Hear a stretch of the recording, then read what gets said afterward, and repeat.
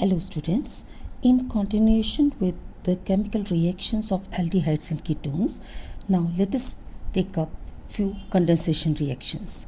Today we will discuss two condensation reactions. One is aldol condensation and the second one is benzoin condensation. To start with aldol condensation.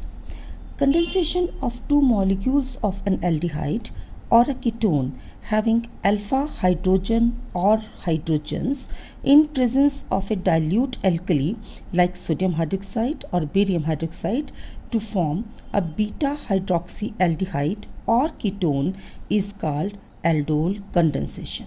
Example is given here. Here you can see that two molecules of acetaldehyde, they are reacting in presence of dilute sodium hydroxide, resulting in the formation of 3-hydroxybutanol, commonly known as aldol. The name aldol came from the word ald, because here we have ALD means ald, aldehyde, OL is ol. So here you have aldehyde as well as ol, alcohol group. So the name to this product 3-hydroxybutanol was given as aldol. Later on, it was found that it's not only aldehydes but ketones can also undergo similar type of condensation. For example, we have here the example of acetone. You can see two molecules of acetones, they are condensing in presence of another weak base, barium hydroxide, and they result in the formation of similar product 4-hydroxy-4-methyl pent-2-one, as I have shown here. Students, I would like to mention here that in case of ketones, although ketones, they give ketol, because aldehydes should give us aldol and ketones, we should name the product obtained from ketones as ketol, because they contain a keto group and a OH, alcoholic group. Yet the name aldol is also used for the product which we get for ketones because they are similar, because of their similarities with those of aldehydes, because you know the reactions of aldehydes or ketones are quite similar. Now let us take up the mechanism of aldol condensation. For mechanism, I am taking the first example, the example of acetaldehyde. One of the acidic alpha hydrogen, so it is clear that the main requirement for aldol condensation is the presence of at least one alpha hydrogen atom, because they are highly acidic in nature. So one of the acidic alpha hydrogen is abstracted by hydroxide ion. You can see here one of the alpha hydrogen is abstracted by hydroxide ion to form a carbon ion. You can say this is a carbon ion or a enolate which is resonance stabilized. This carbon ion and enolate ion, they are highly resonance stabilized, as you can see here. Now in the next step, that is in the second step, the nucleophilic carbon ion attacks the carbonyl group of the second molecule of acetaldehyde. This is the second molecule of acetaldehyde which is now attacked upon by nucleophilic carbon ion, and this results in the formation of anion A. This is anion A. This anion A picks up a proton from the solvent water and results in the formation of aldol. The product aldol or beta hydroxyaldehyde or beta hydroxyketone on warming with acids gets dehydrated to form alpha beta unsaturated carbonyl compounds. You can see here, if we treat this product aldol with mild acidic condition and slightly warm it, this results in the dehydration, that is removal of water molecule. From here you can see water molecule is removed and results in the formation of a alpha beta unsaturated carbonyl compound. This is alpha beta unsaturated carbonyl compound. The name of product in this case, that is in the case of the aldol condensation of acetaldehyde, is croton aldehyde. Now another aspect of aldol condensation, we can also have crossed aldol condensation. Now what is crossed aldol condensation? Aldol condensation can also take place between molecules of two different aldehydes or ketones, or even one aldehyde and one ketone. Earlier we have seen that we have discussed that aldol condensation take place between two molecules of either aldehyde or two molecules of ketones. But here their aldehydes and ketones which we have discussed were same.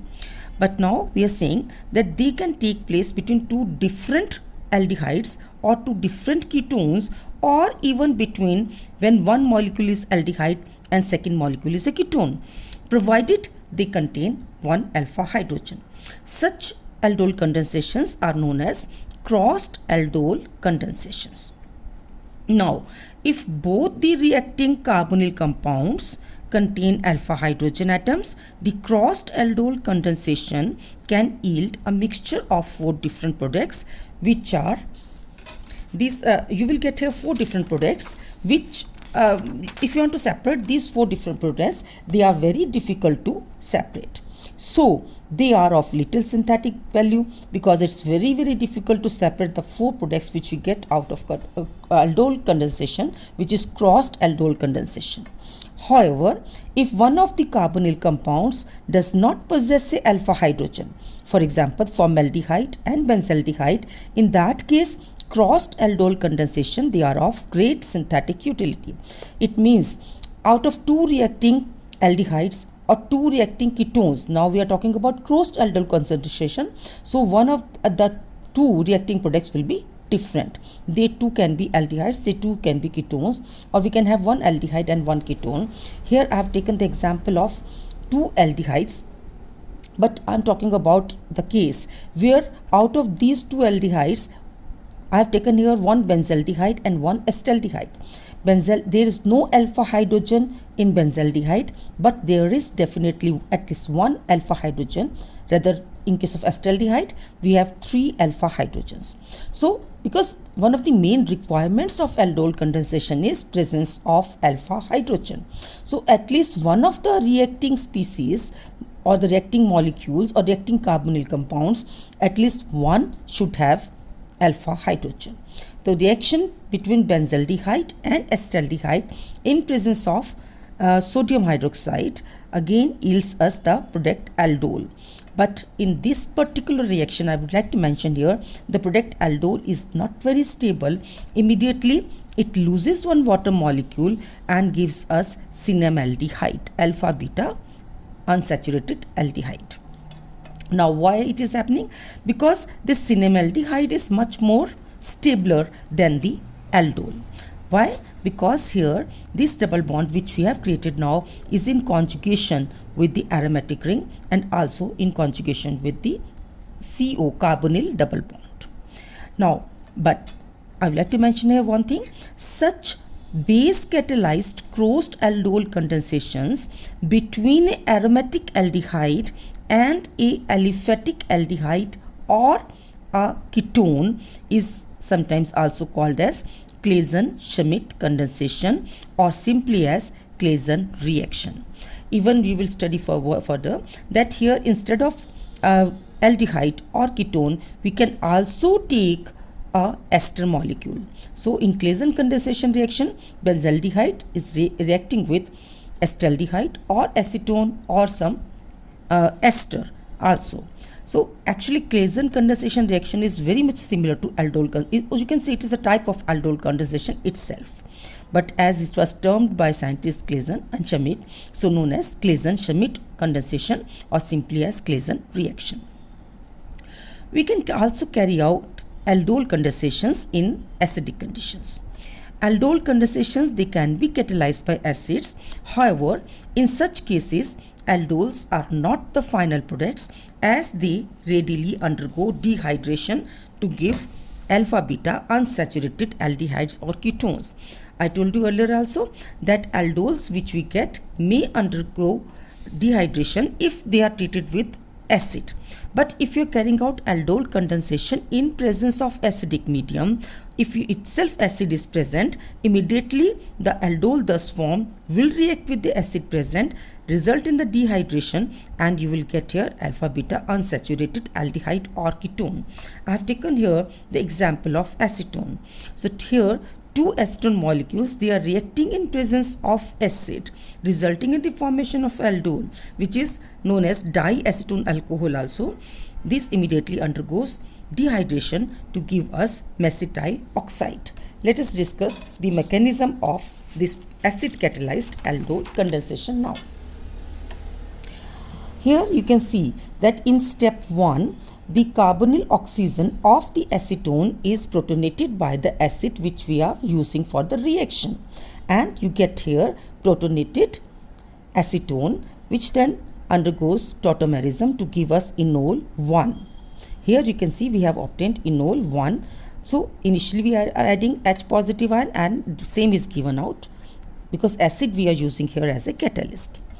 In step 2, the enol, this enol 1 formed here acts as a nucleophile, and now it adds to the second protonated carbonyl group of another molecule of acetone. Here you can see because acid is present, so you cannot stop the acid from reacting with the second molecule of the oxygen, carbonyl oxygen of the second molecule of the acetone. So now we have more of protonated acetone. So this enol which we have formed in step 1 now reacts with another molecule of protonated acetone. Then this gives rise to the addition product. Here you see we have get here addition product 2. Now this addition product which we get here by the reaction of the enol obtained from the step 1 to protonated acetone then loses a proton to give us the product aldol, which is actual name of this particular reaction. This particular aldol is diacetone alcohol.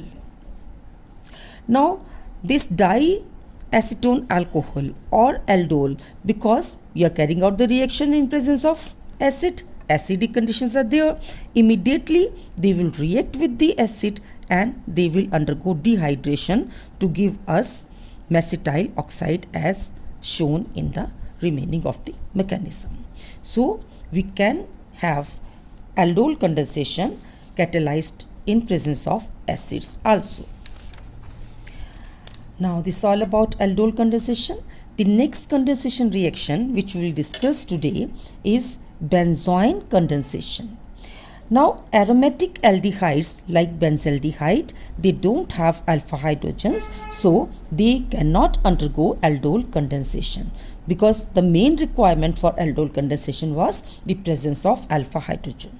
Now such aromatic aldehydes which do not have alpha hydrogen, they undergo self condensation in the presence of potassium cyanide to form alpha hydroxy ketones. You can see here alpha hydroxy ketone, commonly known as benzoins.